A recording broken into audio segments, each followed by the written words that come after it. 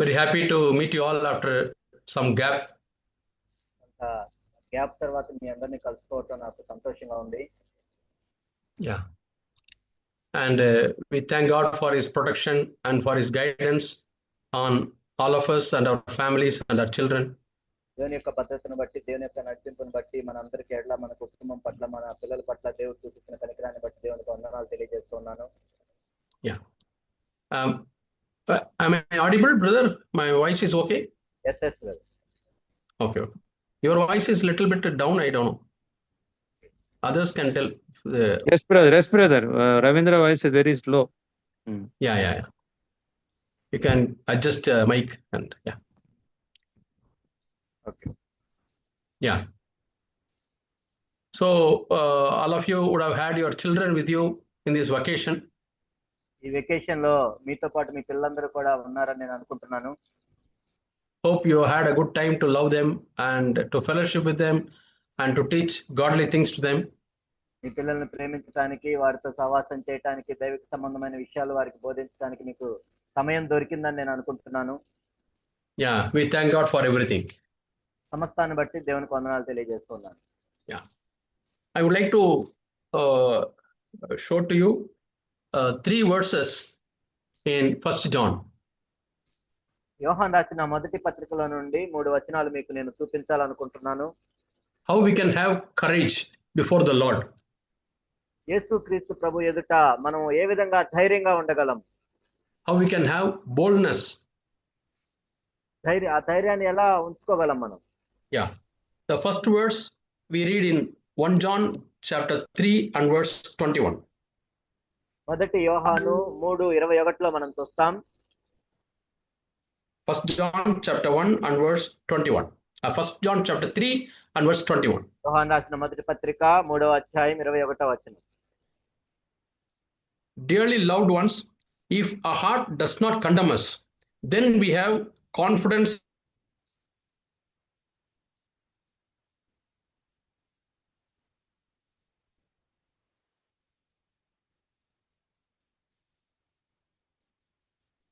ప్రియులారా, మన హృదయము మన యందు దోషారోపణ చేయని యెడల దేవుని ఎదుట ధైర్యము గలవారగుదుము.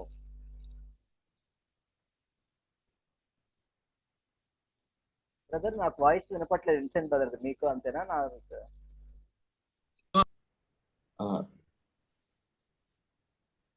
హలో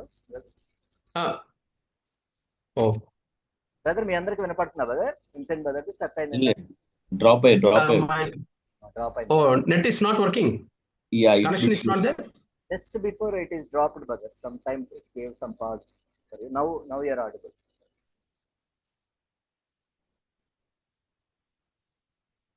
బ్రదర్ స్టక్ అవుతుంది కదా వింటెన్ బ్రదర్ది? అవునవునండి, స్టక్ అయిపోతుంది. నాదే problem. Intermittent network issue.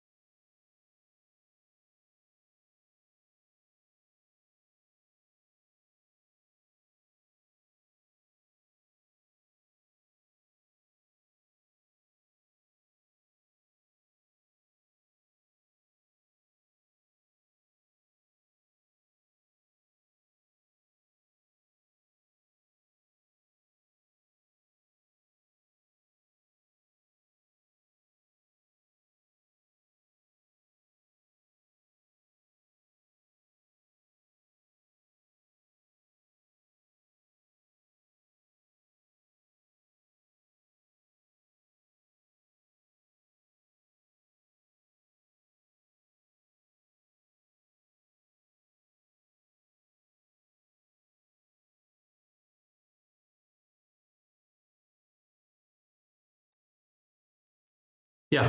Now am I audible, brother? Yes, brother. Yeah. Okay, okay. Yeah.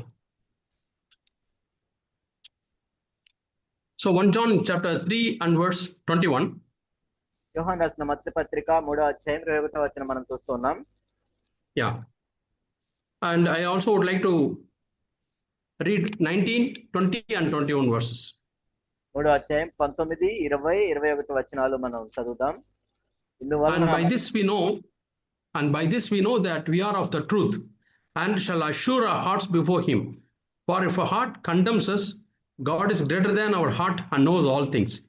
Dearly loved ones, if a heart does not condemn us, then we have confidence toward God. And whatever we ask, we receive from him, because we keep his commands and do those things that are pleasing in his sight. 19, 20, 21 వచనాలు మనం చూస్తూ ఉన్నాం. ఇందువల్ల మనం సత్య సంబంధులమని ఎరుగుతాము. దేవుడు మన హృదయం కంటే అధికుడై సమస్తమును ఎరిగి ఉన్నాడు కనుక మన హృదయం ఏ విషయముల్లో మన యందు దోషారోపణ చేయను ఆయా విషయముల్లో ఆయన ఎదుట మన హృదయమును సమ్మతిపరచుకుందాము. Yeah. So here we find that we can stand with confidence before God. ఆ విధంగా మనం దేవుని ఎదుట ధైర్యం గల వారే నిలబడచ్చు. Only when our hearts don't condemn us. ఎప్పుడైతే మన హృదయములు మన మీద దోషారోపణ చేయకుండా ఉంటుందో. So when we have courage before God, we can do 3 things. మనము దేవుని ఎదుట ధైర్యం కలిగి ఉన్నప్పుడు 3 విషయాలు మనం చేస్తాం. That courage comes because we keep his commandments. ఆ ధైర్యం ఎలా వస్తుందంటే ఆయన ఆజ్ఞలు మనం గైకొంటున్నాం కాబట్టి. And we please God. దేవుణ్ణి సంతోషపెడుతున్నాం కాబట్టి. And we receive answers to our prayers. మన ప్రార్థనలకు జవాబును పొందుతున్నాం కాబట్టి. All these things are possible only when our heart does not condemn us. మన హృదయం మన మీద దోషారోపణ చేయకుండా ఉంటే ఇవన్నీ సాధ్యమవుతుంది. What is the meaning of our heart does not condemn us? మన హృదయం మన మీద దోషారోపణ చేయకుండా ఉన్నటువంటి ఏంటి? To have a clear conscience. మంచి మనస్సాక్షిని మనం కలిగి ఉండటం. 1 John 2 and verse 6 says, 1 యోహాను 2:6 మనం చూస్తే, yeah, if we say that we are in Christ, we have to walk like Jesus walked. ఆయన యందు నిలిచినవాడని చెప్పుకున్నవాడు ఆయన ఎలాగో నడుచుకున్నా అలాగూ తాను నడుచుకున్న బద్ధుడై ఉన్నాడు. Yeah. So walking like Jesus walked. యేసుక్రీస్తు ప్రభువు వలె నడుచుకోవటం. Is it possible? అది సాధ్యమా? Many people think that it is impossible. అనేక మంది ఏమనుకుంటారంటే ఇది అసాధ్యమని అనుకుంటారు. They say Jesus is God. How can we walk like God? యేసుక్రీస్తు ప్రభువు ఆయన దేవుడై ఉన్నాడు. దేవుడిలాగా మనం ఎలా నడుచుకుంటాం? No, that's why Jesus became a man like us. అందుకే యేసుక్రీస్తు ప్రభువు ఒక మానవునిగా మన వలె ఆయన అయ్యాడు. He had a body like us. మన వలె శరీరాన్ని ఆయన ధరించుకున్నారు. And he was tempted in all points as we are tempted. మనం ఏ విధంగా శోధించబడ్డామో సమస్త విషయముల్లో ఆయన కూడా మన వలె శోధించబడ్డాడు. And while facing those temptations, he did not use any resources from heaven. ఆ శోధనలను ఎదుర్కోవటానికి పర సంబంధమైన దేన్ని ఆయన ఉపయోగించుకోలేదు. Whatever resources are available for us, that was only available for Jesus. మన కోసం ఎటువంటి వనరులు ఉన్నాయో ఆయన కూడా అటువంటి వనరులే అక్కడ ఉంచబడ్డాయి. The grace of God, the power of God, దేవుని యొక్క కృప, దేవుని యొక్క శక్తి, the Spirit, the help of the Spirit of God. దేవుని యొక్క ఆత్మ యొక్క సహాయం. So we cannot be like the being of Jesus, but we can walk like Jesus. మనం యేసుక్రీస్తు ప్రభువారి వలె ఆయన వలె ఉండటం అంటే ఆ విధంగా ఉండలేము, కానీ ఆయన వల్ల నడుచుకోవచ్చు. Recently, Brother Zach was telling, walking is a conscious effort. మనకి జాక్ గారు ఇంతకు ముందు చెప్పినట్లుగా నడవటం అనేది ఏంటంటే మనము తెలిసి నిర్ణయం తీసుకోవటం. We don't walk during our sleep. నిద్రపోయేటప్పుడు నడవం. But in our sleep, we breathe. కానీ మనం నిద్రపోయేటప్పుడు శ్వాస తీసుకుంటాం. That is an unconscious act. అది మనకు తెలియకుండా జరుగుతుంది. Whether we do it or not, this breathing goes on taking place. కాబట్టి మనం కావాలని చేసినా చేయకపోయినా శ్వాస అనేది జరుగుతూనే ఉంటుంది. Similarly, when we are sleeping, the digestion is taking place. మనం నిద్రపోతూ ఉన్నప్పుడు మన జీర్ణక్రియ కూడా పనిచేస్తూ ఉంటుంది. All internal organs start functioning and they are working even when we are sleeping. మనం పడుకున్నప్పుడు కూడా మన శరీరంలో ఉండే అంతరింద్రియాలన్నీ పనిచేస్తూ ఉంటాయి. They are all unconscious works. ఆ అవన్నీ కూడా మనకు తెలియకుండానే వాటి పని అవి చేసుకుంటూ ఉంటాయి. That is, we don't have a control on that. వాటి మీద మనకేం ఆధీనం ఉండదు. We don't choose that. వాటిని మనం ఆ విధంగా చేయాలని మనం ఏం కోరుకోము. Is there anything like when we go to sleep, we put on a switch for digestion, we put on a switch for kidney, we put on a switch for liver? Nothing like that. మనం నిద్రపోవటానికి ముందు మనం జీర్ణ వ్యవస్థకు ఒక switch చేయటం, లేకపోతే మన మూత్ర పిండాలకు ఒకటి, లేదా దానికి ఒక స్విచ్ అలా వేసి పడుకుంటామా? No. లేదు, అలా చేయాలి. It is happening unconsciously. అది మనకు తెలియకుండానే జరుగుతూ ఉంటుంది అది. But walking is not like that. నడవటం అనేది అలాంటిది కాదు. Walking is a conscious effort. నడవటం అంటే ఏంటంటే మనకు తెలిసి తీసుకునే నిర్ణయం. That's why that verse 1 John 2:6 says, walk like Jesus walked. అందుకే మొదటి యోహాను 2:6 ఏం చెప్పబడిందంటే యేసు వలె నడుచుకోవటం. That meaning is, in conscious ways, what all we know, we have to be like Jesus. అంటే మనకు తెలిసిన విషయాల్లో యేసు ప్రభువారి వలె ఉండటం. The areas which we do not know that it is sin, it is called unconscious sin. ఇది పాపము అని తెలియని మనకి కొన్ని విషయాలు ఉంటాయి, వాటిని మనకి తెలియబడిన పాపాలు అంటాం. See, certain things, if I do, it may be a sin. The same thing Brother Ravindra does, it may not be a sin. కాబట్టి ఒక విషయంలో నేను చేస్తే అది నాకు పాపం అయి ఉండొచ్చు, ఇంకొక సహోదరుడు చేస్తే అది పాపం అయి ఉండకపోవచ్చు తనకి. Because he has not received light on that. ఎందుకంటే ఆ వ్యక్తి దాని విషయంలో ఆయన వెలుగును పొందలేదు. Yeah, but I have received light on that. కానీ దాని మీద నేను వెలుగును పొందాను. When I know that it is a sin, and if I do, then God takes care of it. God will deal with that. కాబట్టి నేను పాపం అని తెలిసి కూడా దాన్ని చేస్తే దేవుడు దాన్ని ఒప్పుకోడు. So that is walking like Jesus walked. యేసు ప్రభువారి వలె నడవటం. I don't consciously sin. నాకు తెలిసి నేను పాపం చేయను. Suppose I sin, I fall into sin. నేను పాపంలో పడిపోయాను అనుకున్నాం. I immediately set right with God. వెంటనే దేవునితోనే సరి చేసుకుంటాను. Lord, I have fallen this area. ఈ విషయం నేను పడిపోయాను. Might be I was spiritually weak. ఆత్మ సంబంధంగా నేను ఆ సమయంలో బలహీనంగా ఉండొచ్చు. Might be on that time I was proud. ఆ సమయంలో గర్విష్ఠుగా ఉండొచ్చు. I was careless. అయితే నేను నిర్లక్ష్యంగా ఉండొచ్చు. I was careless in my eyes. నా కళ్ళ విషయంలో నేను నిర్లక్ష్యంగా ఉండొచ్చు. Or careless in my mouth. అయితే నా నోటి విషయంలో, మాటల విషయంలో నిర్లక్ష్యంగా Or careless in my thought life. తలంపుల విషయంలో నేను నిర్లక్ష్యంగా ఉండొచ్చు. For any of these reasons, if I have fallen into sin, immediately I have to confess it and set right with God. కాబట్టి వీటిలో ఏ కారణాన్ని బట్టి నేను పాపంలో పడినట్లయితే వెంటనే నేను దేవుని సన్నిధిలో ఒప్పుకొని నేను సరి చేసుకోవాలి. So, walking like Jesus means the conscious part, we should not sin.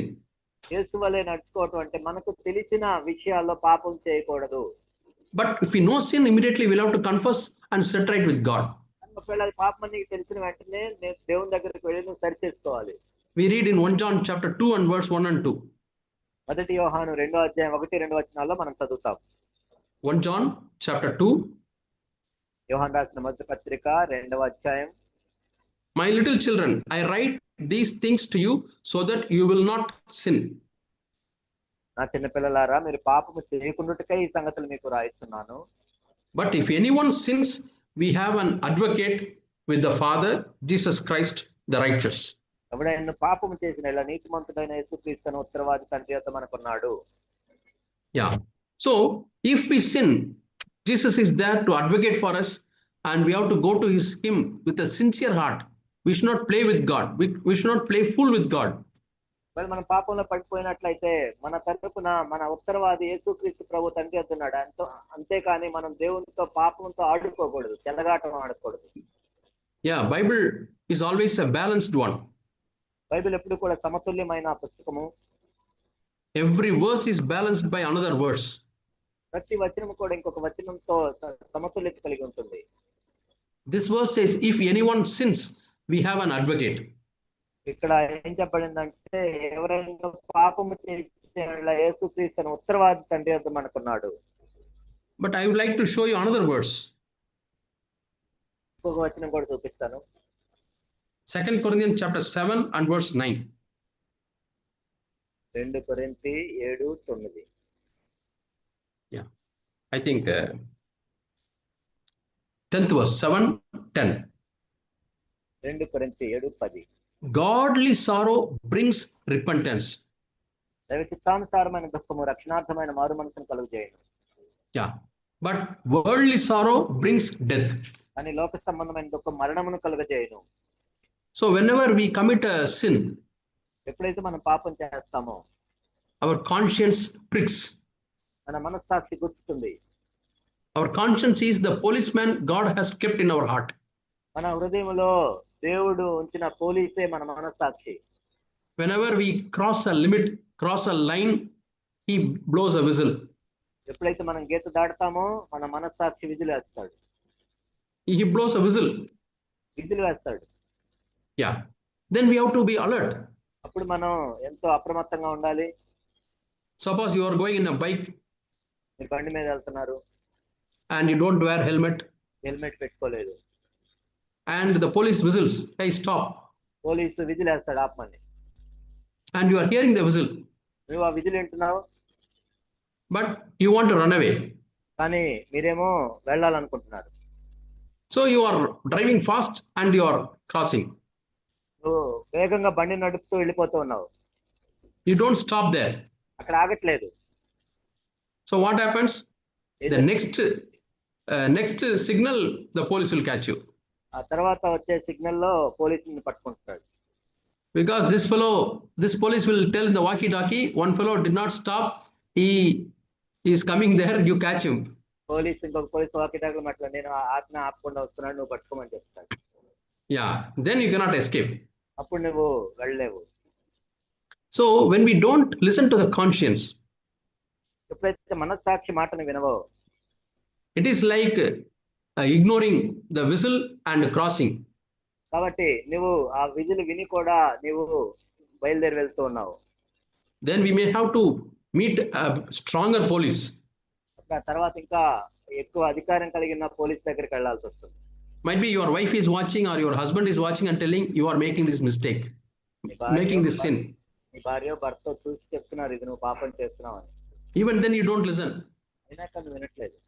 The church, some brothers or elders, they watch and tell you. సంఘంలో కొంతమంది సహోదరులు లేకపోతే సంఘ పెద్దలు చూసి చెప్తున్నారు నువ్వు ఈ పాపం నువ్వు చేస్తున్నావు అని. Even then if you don't repent, కానీ నువ్వు మారు మనసు పొందట్లేదు. God exposes to many people.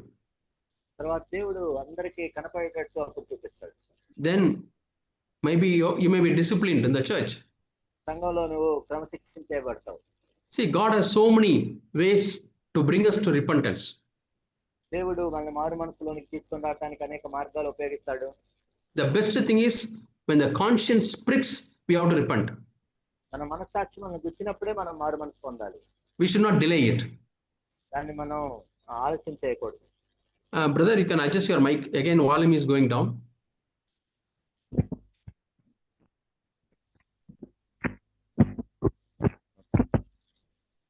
Okay. Yeah. So, always we have to keep our conscience clear. కాబట్టి మన మనస్సాక్షి ఎప్పుడు కూడా నిర్మలంగా ఉంచుకోవాలి. That is walking like Jesus walked. యేసుక్రీస్తు ప్రభువారి వలె నడవటం అది. Jesus had a clear conscience. యేసుక్రీస్తు ప్రభువారు ఎంతో మంచి మనస్సాక్షిని కలిగి ఉన్నారు. So he was bold to go to the Father.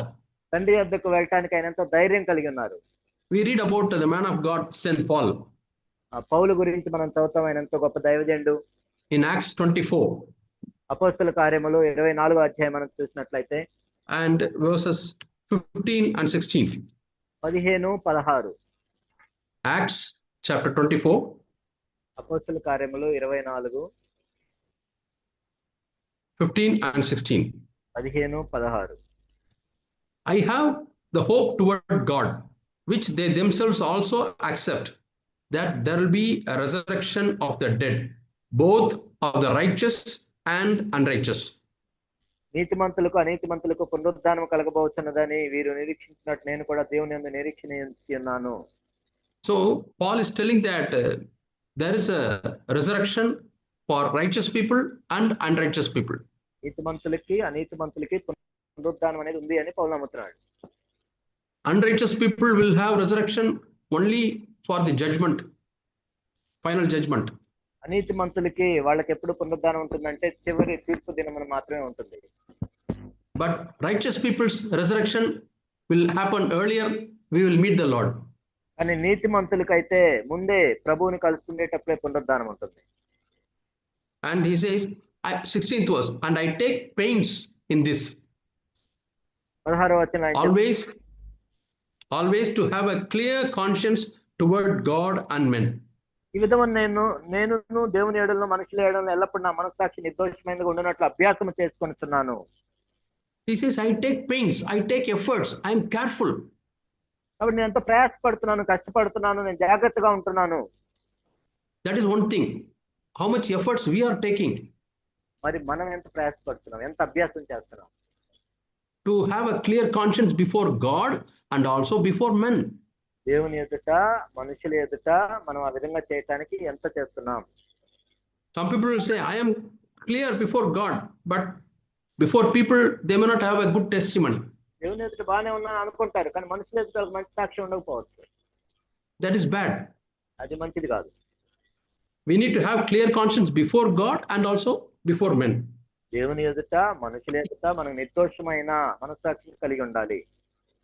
And 23rd verse, 23rd chapter, 1st verse, Paul is telling. 23వ అధ్యాయం 1వ వచనంలో పౌలు చెప్తున్నాడు. Yeah. In all things I have lived with a good conscience before God until this day.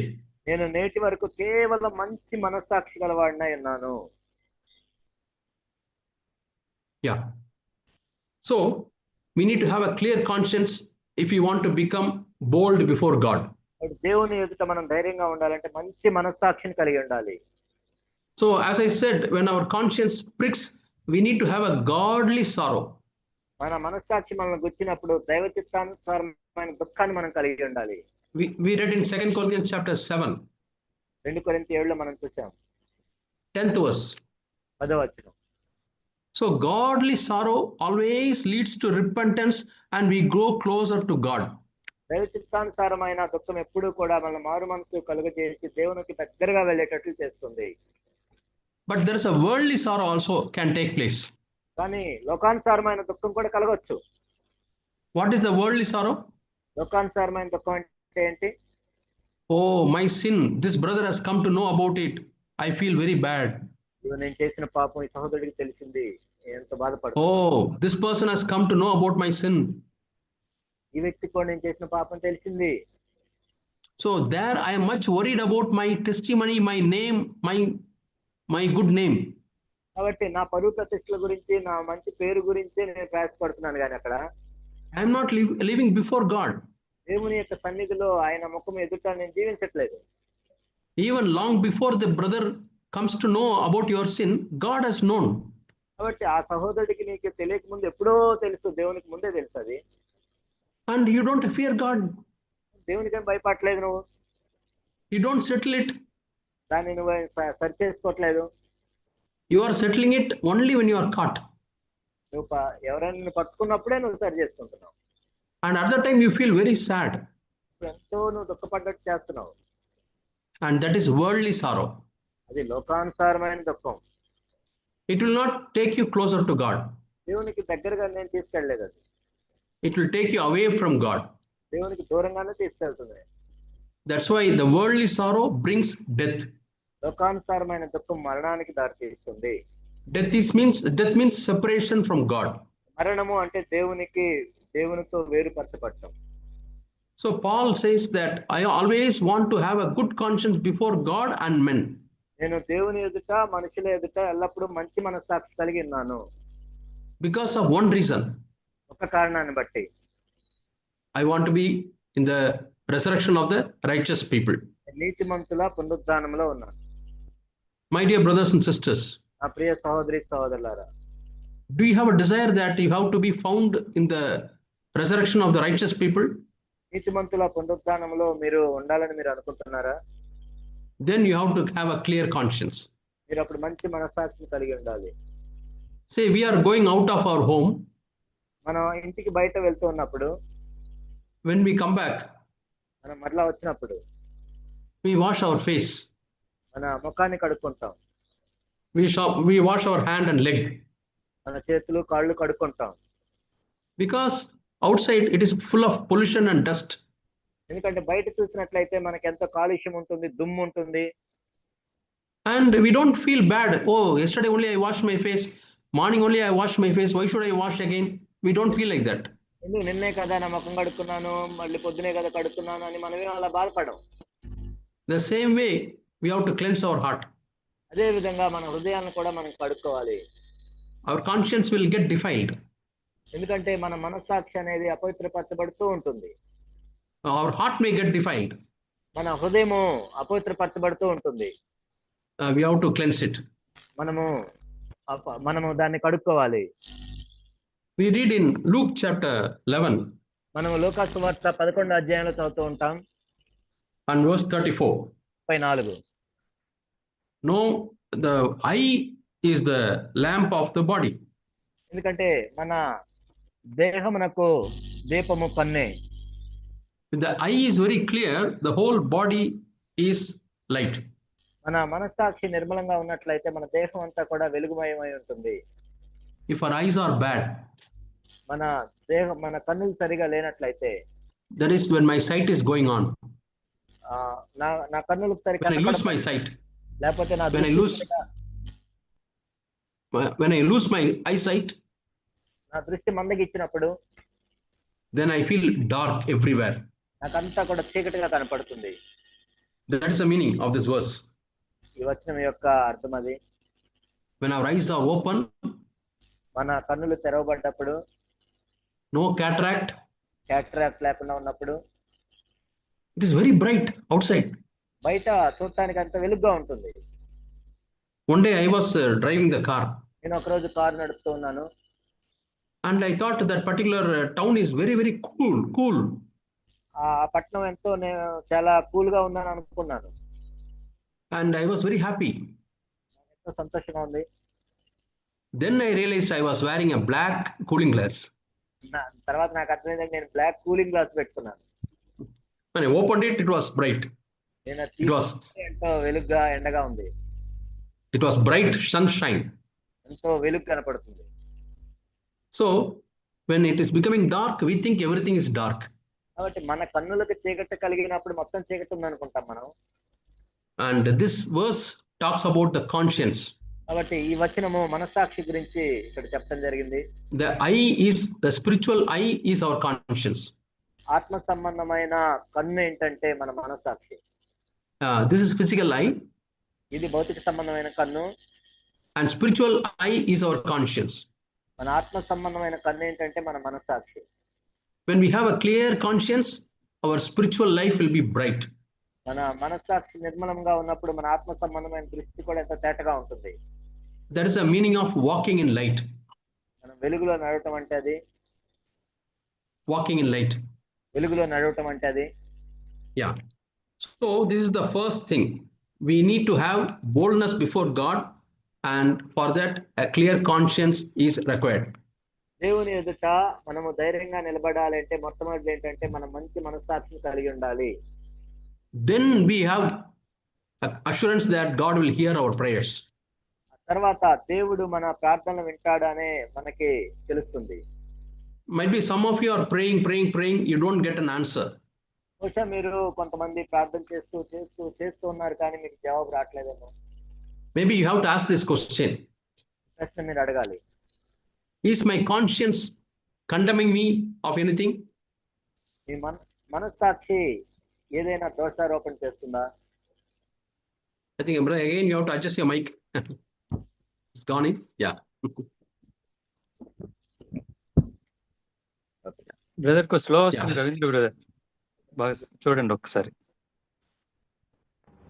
Yeah. And now speak, brother. Praise the Lord. Praise the Lord. Now it's very, very clear. Yeah. It's very clear. Yeah. Remove that earphones. Yeah. I think something wrong with the Earphone. So when our conscience is very clear, our whole spiritual life will be bright. కాబట్టి మన మనస్సాక్షి తేటగా ఉన్నట్లయితే మన ఆత్మ సంబంధమైన జీవితం అంతా కూడా ఎంతో వెలుగుగా ఉంటుంది. Yeah. Next, second thing, when we can have boldness before God. రెండోది ఏంటంటే మనం దేవుని ఎదుట మనకి ధైర్యం ఎప్పుడు వస్తుందంటే, We read 1 John chapter 2. మొదటి యోహాను 2వ అధ్యాయం Verse 28. 28. 1 John మొదటి యోహాను chapter 2 రెండో అధ్యాయం and verse 28. 28. I'll read it. Now, little children, remain in him or abide in him, so that when he appears, we may have confidence or courage and not be ashamed before him at his coming. కాబట్టి చిన్నపిల్లలారా, ఆయన ప్రత్యక్షమగినప్పుడు ఆయన రాకడ యందు మనము ఆయన ఎదుట సిగ్గుపడక ధైర్యము కలిగి ఉన్నట్లు మీరు ఆయన యందు నిలిచి ఉండుడి. Yeah, I will just read the verses before that.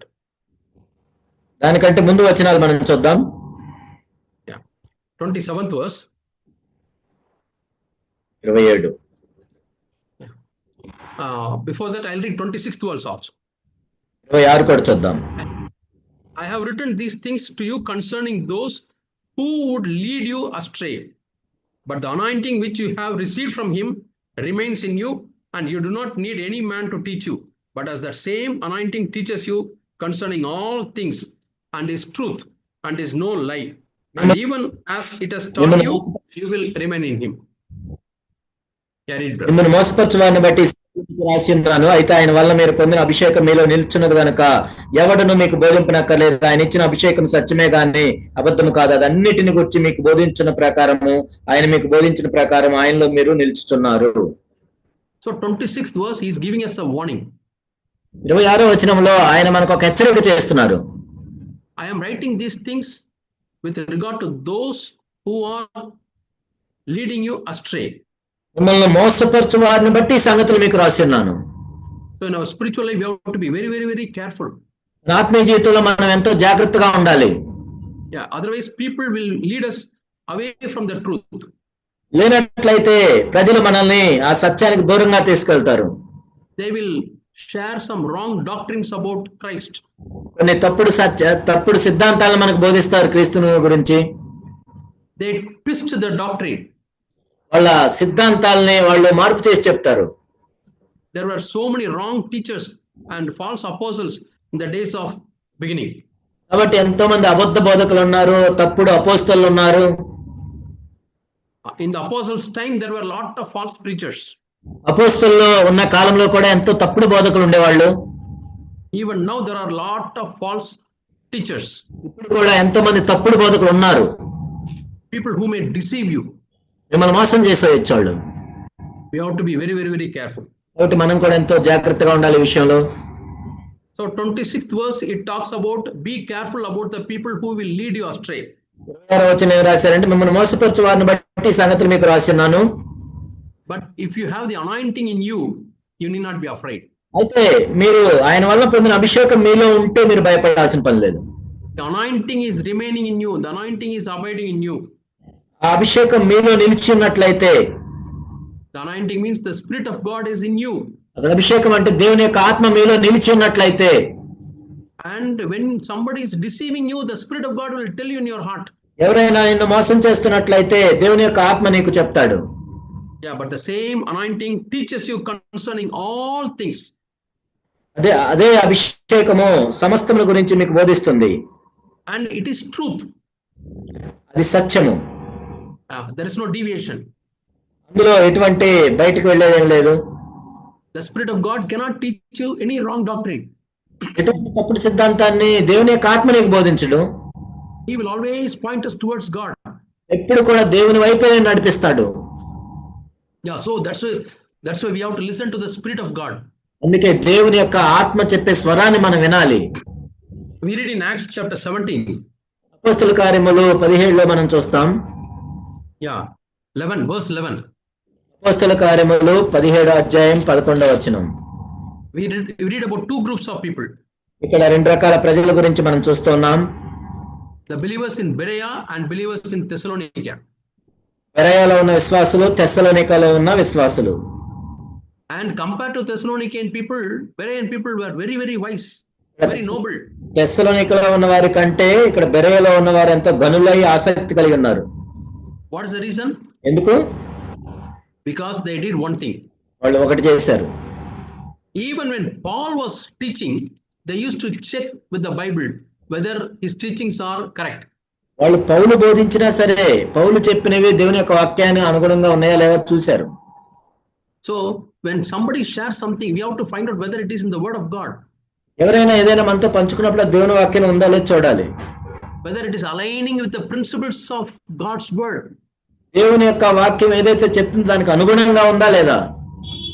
If somebody speaks differently, you have to raise a question.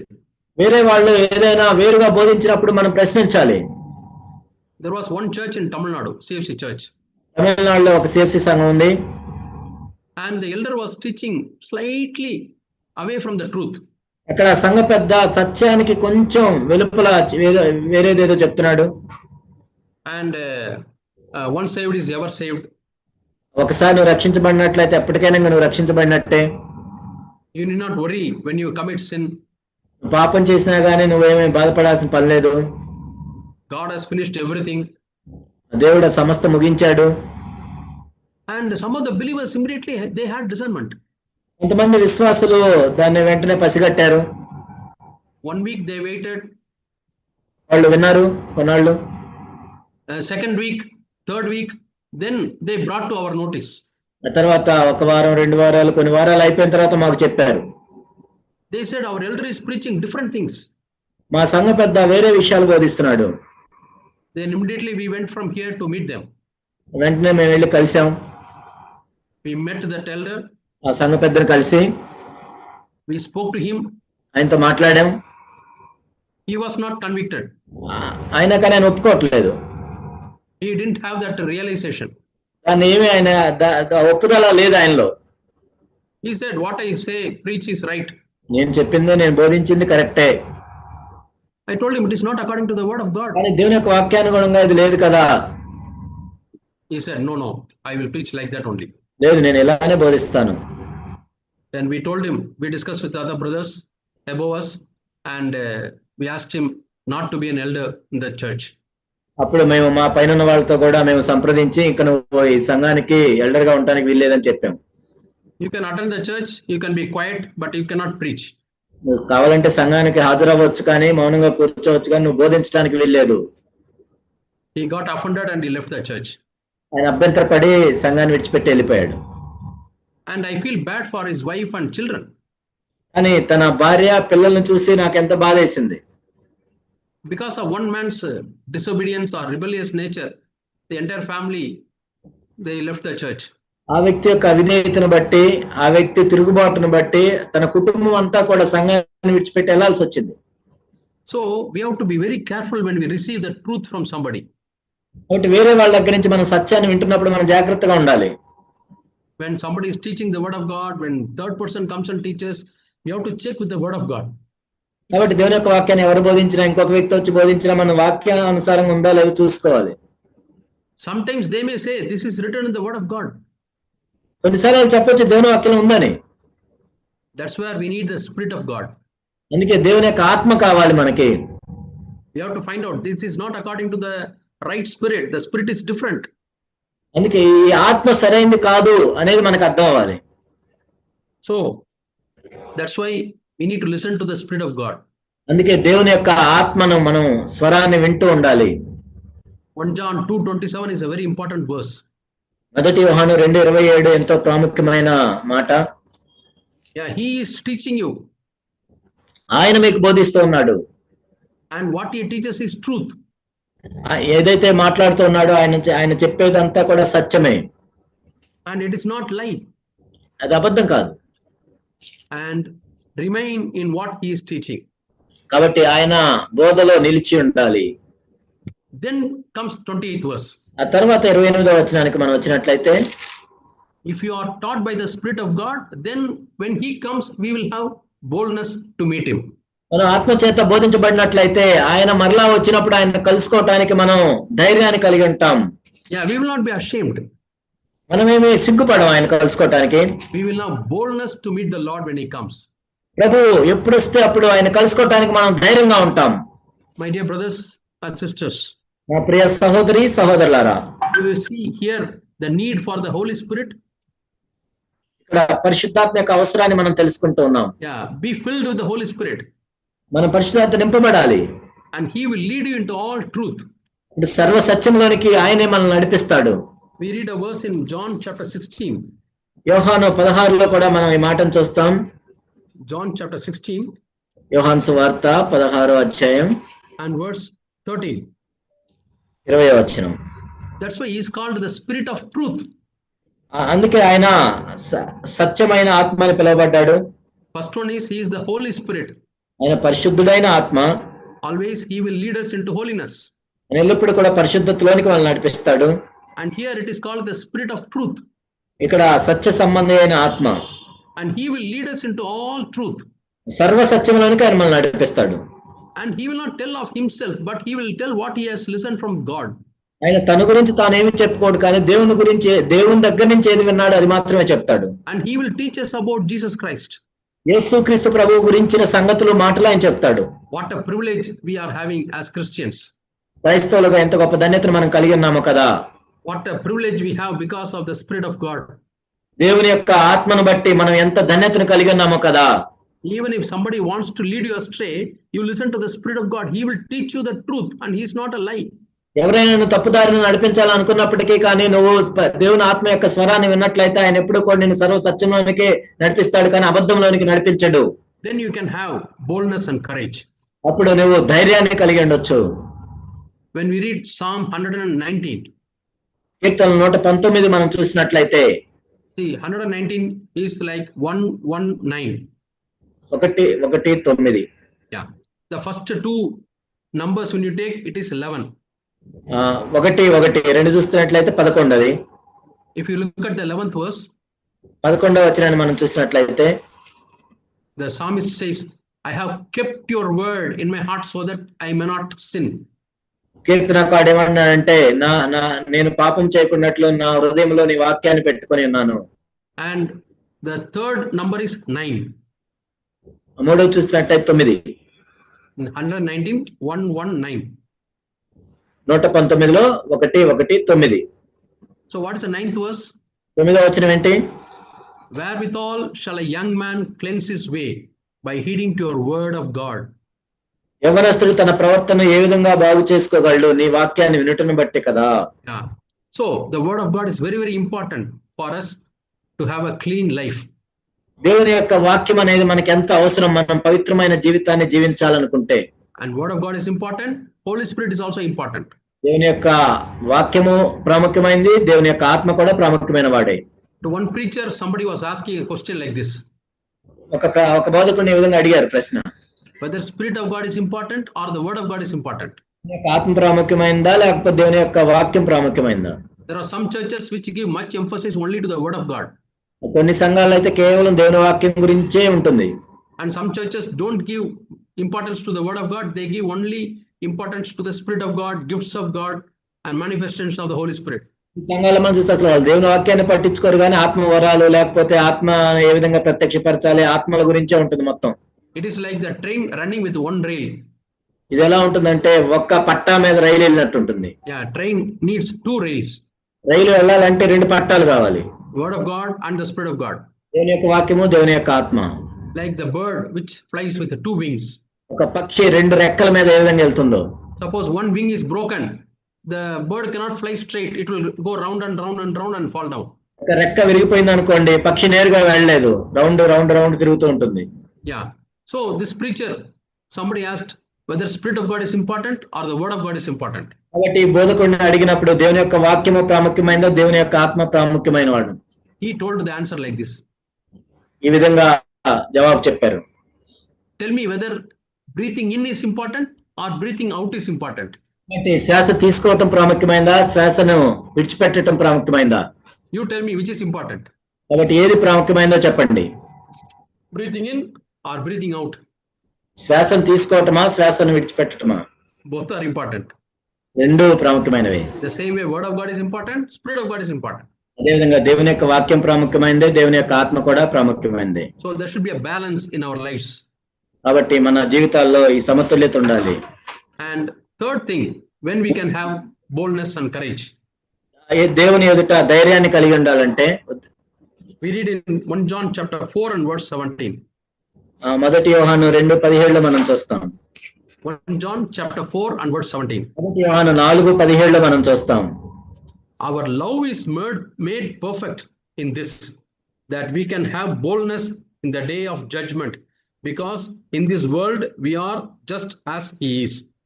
తీర్పు దినమందు మనకు ధైర్యం కలుగునట్లు దీని వలన ప్రేమ మనలో పరిపూర్ణము చేయబడి ఉన్నది.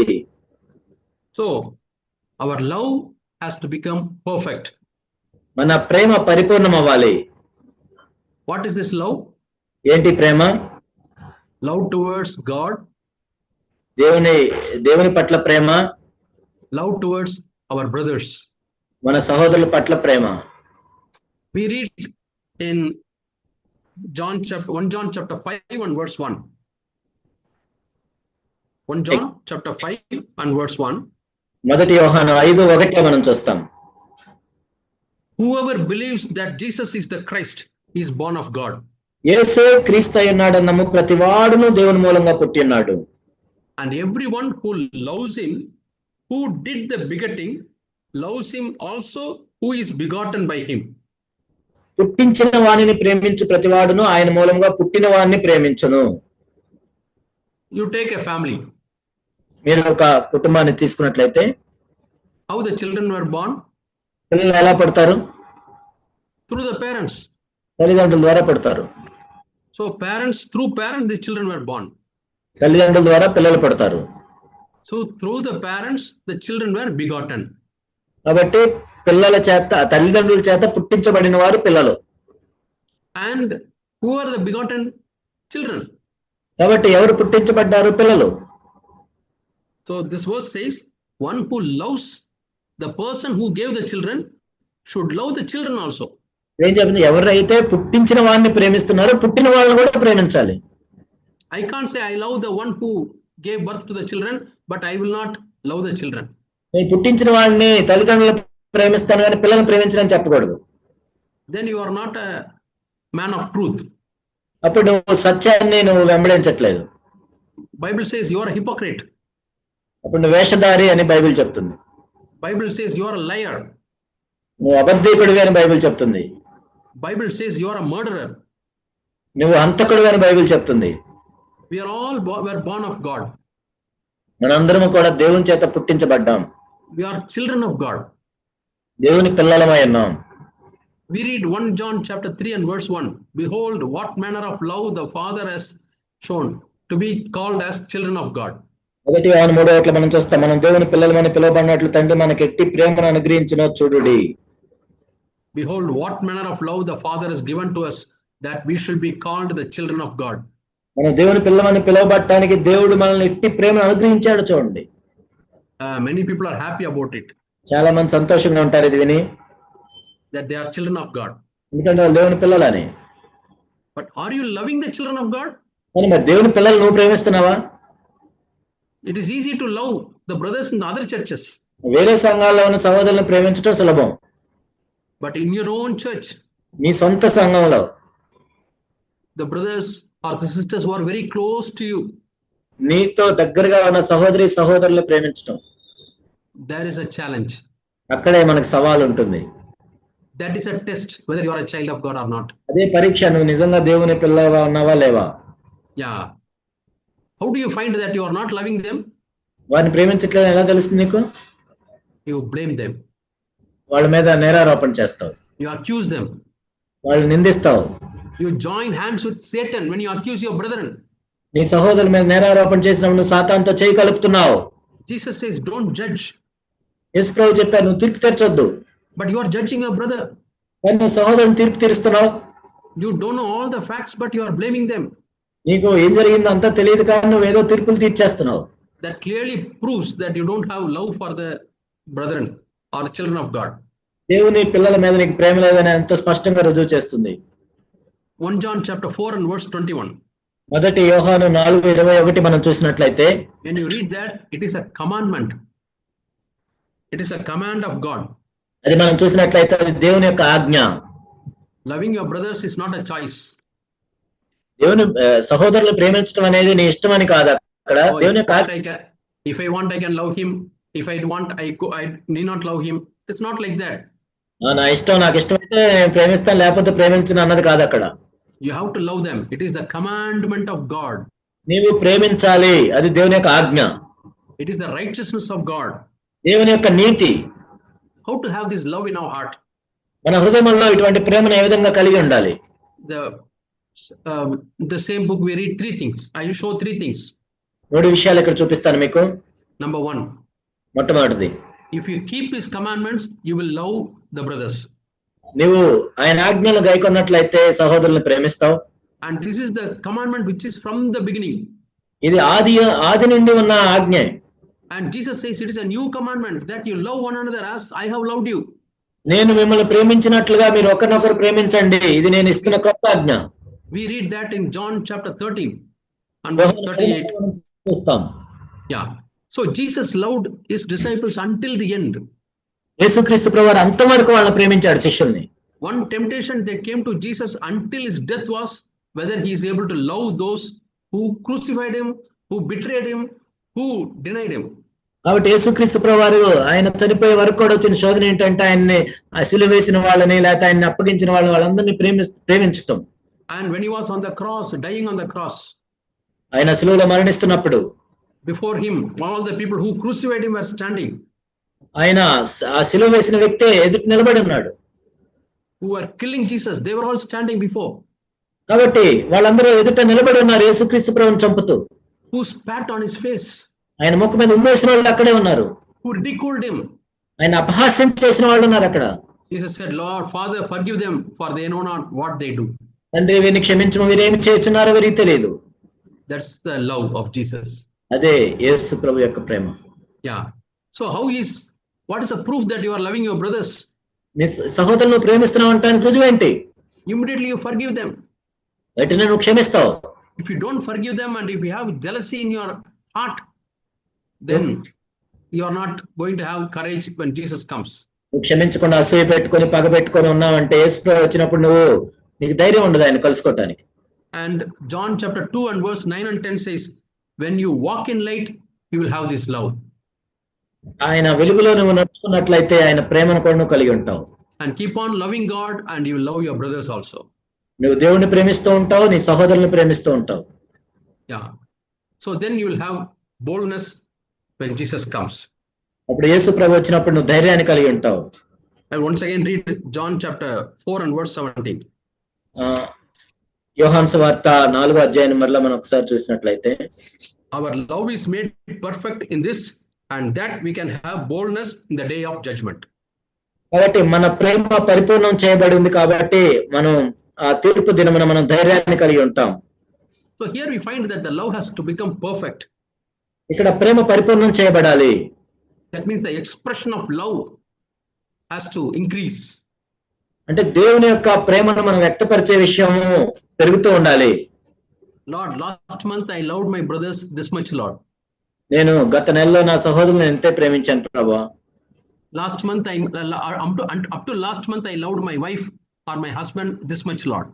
గత నెల వరకు నా భార్యని కానీ నేను ఇంతే ప్రేమించాను ప్రభు. But this month I'm going to increase it. కానీ ఈ నెల నేను పెంచుతాను. How can I increase? నేను ఎలా పెంచగలను? By forgiving them more. వారిని ఎక్కువగా క్షమించడం ద్వారా. By not accusing them. వారిని మీద నేరారోపణ చేయకుండా ద్వారా. There's a verse, abundant of love. Love covers all sins. ప్రేమ అనేక పాపలను కప్పును. Yeah. Let us ask God, Lord, fill our hearts with this love. మనము ఈ విధంగా అడుగుదాం, ప్రభువా ఇటువంటి ప్రేమతో మమ్మల్ని నింపండి. By the baptism of the Holy Spirit, the love of God has been shed abroad in our hearts. Romans 5:5. పరిశుద్ధాత్మలో బాప్తిజం పొందడం ద్వారా రోమా 5:5 ప్రకారం దేవుని యొక్క ప్రేమ మన హృదయాల్లో కుమ్మరించబడుతుంది. And John is warning us by showing the example of Cain. He had a jealousy, and the jealousy came because he could not love Abel, and finally ended up in murder. కయీన్ని చూపించడం ద్వారా యోహాను మనకి హెచ్చరిక చేస్తూ ఉన్నాడు, ఎంతో ద్వేషంతో హత్య చేశాడు. So today we have meditated 3 things. 3 విషయాలను మనం ధ్యానించాము ఈ రోజు. First one is clear conscience. మొట్టమొదటిది మంచి మనస్సాక్షి. Second one, not deviating from the truth. రెండోది సత్యము నుండి మనం తొలగిపోకుండా ఉండటం. Having a discernment. వివేచన కలిగి ఉండటం. And number 3, loving our brothers. మూడోది మన సహోదరుల్ని ప్రేమించటం. These 3 things are to be continuous in our lives. ఈ 3 విషయాలు కూడా మన జీవితంలో నిరంతరం ఉండాలి. May God help us. దేవుడు మనకి సహాయం చేయను గాక. Shall we close our eyes and pray? మనం కళ్ళు మూసుకొని ప్రార్థన చేసుకుందాం. Our dear Father, we thank you and praise you, Lord, for this time. మా ప్రియ పరలోకపు తండ్రి, ఈ సమయాన్ని బట్టి మీకు వందనాలు చెల్లిస్తున్నాం, మిమ్మల్ని స్తుతిస్తూ ఉన్నాం. You are a God of love. నువ్వు ఎంతో ప్రేమ కలిగిన దేవుడవు ప్రభా. You loved us with an everlasting love. నీ శాశ్వతమైన ప్రేమతో మమ్మల్ని ప్రేమించారు ప్రభా. We want to have boldness, Lord, when you come back. ఓ ప్రభా, మీరు మరలా తిరిగి వచ్చినప్పుడు మేము ధైర్యాన్ని కలిగి ఉండాలి. Help us to maintain a clear conscience. ప్రభా, మంచి మనస్సాక్షిని మేము కలిగి ఉండడానికి సహాయం చేయండి. Help us, Lord, to be careful about all the deceptions. ప్రభా, ప్రతి ఒక్క మోసం నుండి మేము తప్పించుకోవటానికి సహాయం చేయండి. And Lord, fill our hearts with love so that we can love our brothers and love you also. ప్రభా, మా హృదయాల్లో ప్రేమను కుమ్మరించండి, ఆ విధంగా మిమ్మల్ని మా సహోదరుని ప్రేమించడానికి. In Jesus' name we pray. యేసు నామములో ప్రార్థిస్తున్నాం తండ్రి. Amen. Amen. Thank you, brothers and sisters.